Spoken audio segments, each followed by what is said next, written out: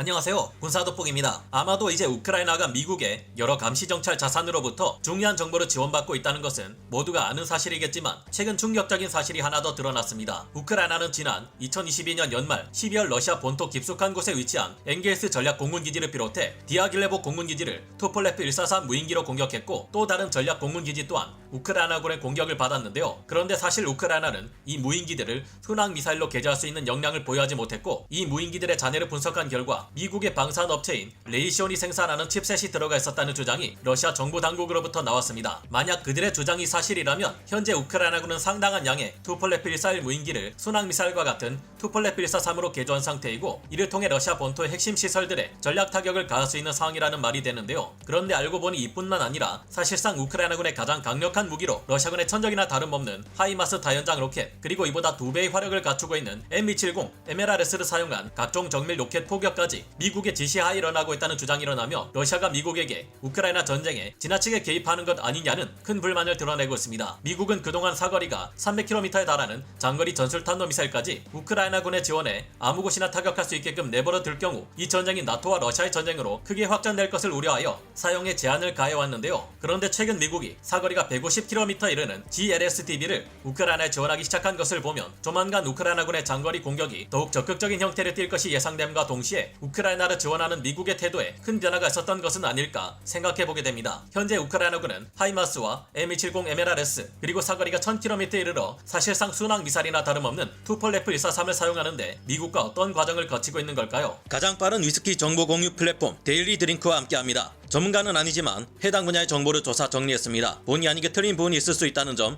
양해해 주시면 감사하겠습니다. 투폴레프 143 미국이 개조했다. 그동안 장거리 미사일을 우크라이나에 지원할 경우 우크라이나가 그 무기를 사용해 러시아 본토를 공격할 경우 확전이 발생할 수 있다며 미국은 우려해왔습니다. 이에 따라 에이테킴스 전술탄도 미사일 같은 무기들은 우크라이나에 지원하지 않겠다거나 지원하더라도 이를 사용해 러시아 영토를 공격할 수는 없게끔 소프트웨어 자체에 제한을 걸어 놓았다는 등의 이야기를 여러분도 자주 들으셨을 텐데요. 하지만 알고 보니 미국이 뒤에서 우크라이나가 장거리 순항 미사일을 확보할 수 있도록 적극적으로 돕고 있었다는 것이 드러났습니다. 현지 시각 2월 11일 러시아 정보 당국은 지난 2022년 12월 러시아의 주요 전략 공군 기지들인 엥겔스 공군기지와 디아길레보 공군기지를 파괴한 우크라이나군의 투폴레프 143 무인기가 사실은 미국 기술에 의해 순항 미사일로 개조된 것이라 폭로했는데요. 이날 러시아 국영방송 타스 통신의 보도를 통해 러시아 정보 당국 고위 관계자는 우크라이나와 미국 그리고 나토가 서로 은밀하게 손을 잡고 러시아 본토를 공격하는 데 협조해 왔다고 지적했습니다. 그는 미국과 나토 소속의 정찰기들과 드론 등이 우크라이나군에게 종종 러시아군의 표적 정보를 제공해 왔을 뿐만 아니라 이를 방어하기 위해 배치된 방공 시스템들이 막아낼 수 없는 사각지대와 이를 공략한 공격 루트를 우크라이나군에 제공하는 등 상당한 수준의 적대 행위를 계속하고 있다고 비난했는데요. 이 관계자의 언급에 따르면 우크라이나군이 러시아 본토의 엥겔스 공군기지와 디아길레보 공군기지를 공격할 때 사용했던 투폴레프 143 무인기는 투폴레프 141 무인기를 개조한 것인데 이 무인기들은 1980년대 소련 시절 당시 생산된 것이라 설명했습니다. 이 무인기들은 그때 생산된 이후 소련이 붕괴되면서 우크라이나 영토에 남은 것들이고 우크라이나가 이 투폴레프 141 무인기들을 생산한 적은 없다고 러시아 관계자는 지적했는데요. 투폴레프 141 무인기들을 생산해 본 적이 없는 우크라이나는 이 무인기를 순항 미사일과 다름없는 무기로 개조할 역량을 가지고 있지 못하며 이 같은 개조 작업의 이면에는 미국이 관여되어 있다는 것이 그의 지적입니다. 그는 이 무인기의 잔해를 분석해 봤더니 그 안에서 미국의 방산업체인 레이시온이 생산하는 칩셋이 들어있었다는 것을 근거로 제시했는데요. 이자들의 설명에 따르면 투폴레프 141 무인기는 소련 시절 152대가 생산되었기에 현재 우크라이나군은 수백 개에 달하는 투폴레프 141 무인기를 보유하고 있을 것으로 추정되고 있습니다. 러시아 정부 당국은 이 같은 미국의 행위를 크게 비난하며 확전의 가능성을 경고했습니다.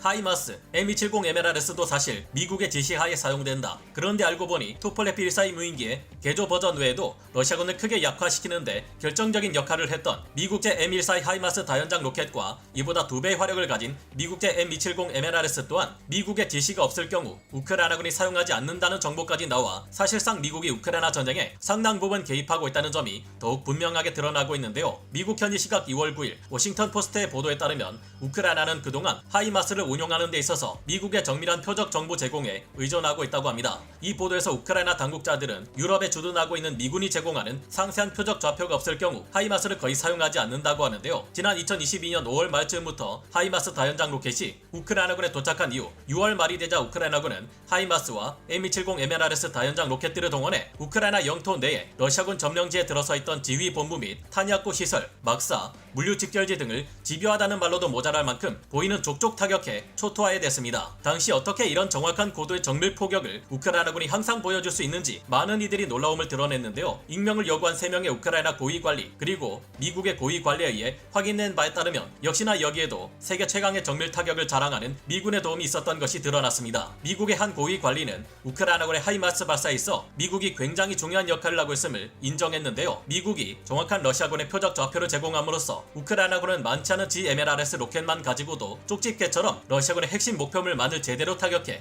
효과적인 포격 작전을 수행할 수 있었다고 합니다. 다만 우크라이나군이 러시아군을 공격하는 데 있어서 무엇을 공격할지 안 할지 결정할 때 미국의 승인을 필요로 하는 것은 아니고 단지 미국이 제공하는 정확한 좌표와 정보, 조언에 기대고 있을 뿐이라고 하는데요. 사거리 150km의 GLSDB도 지원된다. 미국의 우크라이나 지원은 어떻게 변했나? 우크라이나군이 하이마스와 M270 MLRS 등의 정확한 미국제 로켓 포병 장비들을 사용해 무시무시한 전과를 올리자 최근 크레미나 스바토 전선과 바흐무트 솔레다르 전선, 파블리우카 부울레다르 전선 등에서 계속 공세를 가하고 있는 러시아군은 탄약과 보급물자 등을 전선에 넓게 분산 배치하며 대응하고 있습니다. 혹은 러시아군이 탄약고를 하이마스의 GMLRS 사거리 밖으로 이동시켜 포격당하는 것을 피하고 있는데요. 덕분에 우크라이나군과 도시들이 러시아의 공격으로부터 안전해졌지만 반대로 우크라이나군이 장거리 포병 자산을 동원해 러시아의 탄약고를 타격하는 것도 어려워졌습니다. 이 때문인지 미국에서 최근 하이마스의 GMLRS 로켓보다 더욱 먼 거리의 목표물을 타격할 수 있는 GLSDB를 지원하겠다고 발표했습니다. 미국은 최근 21억 7천만 달러, 하나 약 2조 6,951억 원에 달하는 대규모의 새로운 안보 지원 패키지를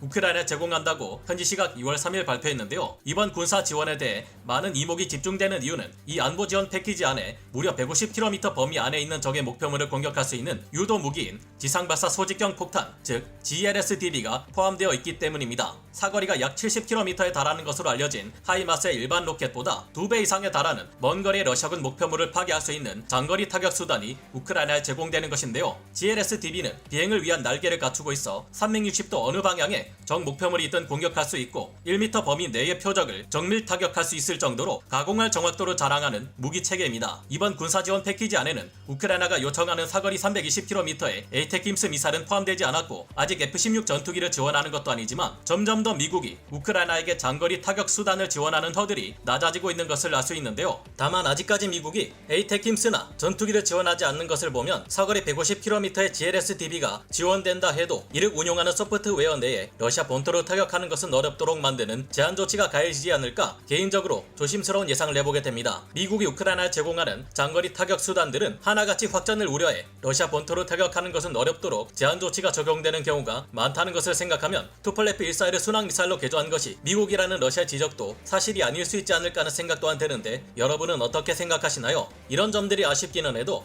우크라이나 영토 내에 있는 러시아군의 목표물이라면 GLSDB의 지원을 통해 150km 밖의 목표물도 타격할 수 있게 되었으니 상당히 긍정적인 소식이 아닐까 생각해보게 됩니다. GLSDB는 미국이 2005년에 개발한 250파운드급 활강 유도 항공폭탄입니다. 이를 하이마스의 발사대 등을 통해 발사할 수 있게 만든 GLSDB는 지대지 유도식 폭탄 형태의 새로운 장거리 타격 무기인데요. 이 무기가 대량으로 지원된다면 GMLRS의 사거리인 90km 밖으로 물러난 러시아군의 소규모 탄약고와 보급 물자들도 철저히 박살날 수 있을지 모른다는 기대를 가지게 됩니다. 하지만 이 GLSDB의 SDB 폭탄은 애초에 폭탄의 크기를 줄여 제2단보다 훨씬 많은 수량을 전술기들에 탑재하기 위해서 제작되었습니다. 이 SDB의 작용량은 250파운드급으로 화력이 그리 대단하지는 않지만 닭 잡는 데 소 잡는 칼 쓸 필요 없다고 전술기들로 하여금 더 많은 폭탄을 탑재할 수 있게 함으로써 적당한 크기의 목표물을 타격하는 데 효과적인 타격 수단이 되었는데요. 미국 보잉과 스웨덴 사브가 공동 개발을 통해 이 SDB를 지상 발사형으로 만든 GLSDB는 하이마스 한 대당 6발, M270 MLRS에서는 12발을 한꺼번에 발사할 수 있습니다. 공군 전투기의 출격을 기다릴 필요 없이 150km나 떨어져 있는 러시아군의 목표물을 한꺼번에 여럿 박살낼 수 있다는 점에서 GLSDB는 상당히 효과적인 무기체계로 자리 잡을 듯한데요. GLSDB는 한때 우리나라에서도 북한이 보유한 수백 대 단위의 방사포, 이동식 탄도미사일 발사대 등을 타격해 한국군의 대화력전 수행 능력을 획기적으로 강화시킬 잠재력이 있는 무기로 평가되기도 했던 만큼 현재 탄약고를 분산 배치하고 있는 러시아군을 상대하는 우크라이나 우크라이나군에게는 딱 맞는 안성맞춤의 무기체계인 듯합니다. 게다가 관통탄두 버전의 SDB는 무려 2000파운드급 제2단의 버금가는 관통력을 발휘하는 만큼 60km 이내에 있는 러시아군의 벙커나 콘크리트 건물 내에 숨긴 고가치 목표물도 뚫고 들어가 파괴할 수 있을 것으로 기대되는데요. GLSDB를 지원한다는 점을 보아 아직까지는 미국이 에이테킴스나 F-16 같은 전략 무기를 우크라이나에 지원하는 것은 확전의 가능성 때문에 망설이고 있지만 GLSDB를 이용해 우크라이나 영토 내의 러시아군 목표물을 타격하는 장거리 타격 수단을 우크라이나군에 제공하는 것에는 좀 더 과감해진 것을 알 수 있는데요. 기왕이면 F-16 전투기 또한 지원하되 이 전투기에서 사용되는 항공폭탄이나 공대공 미사일 등의 러시아 본토의 목표물을 공격하는 것은 제한하는 조치를 더해 지원하는 것은 어떨까 하고 생각해보게 됩니다. 여러분의 생각은 어떠신가요? 오늘 군사 돋보기 여기서 마치고요. 다음 시간에 다시 돌아오겠습니다. 감사합니다. 영상을 재밌게 보셨다면 구독, 좋아요, 알림 설정 부탁드리겠습니다.